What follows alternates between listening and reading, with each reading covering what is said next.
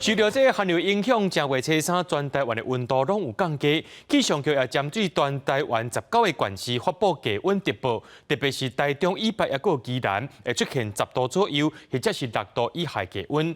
像有台北阳明山也是无到10度，不过也是有民众上山去赏花食饭。这餐厅业者也讲，这游客比前一天减要一半以上。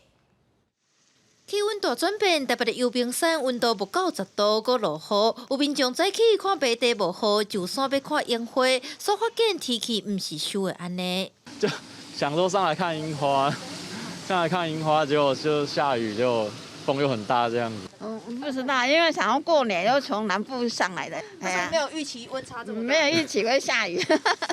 二是即天有寒流，全台拢明显感受到气温下降。气象专家裴启明嘛表示，上悬会伫暗头到2个月透早，若有心血管疾病的人，就要注意清查。另外，天气湿淡，赏花的民众变少，嘛连带影响到附近餐厅的生意。原本以为今天不怎么会下雨的，结果又早上就下大雨。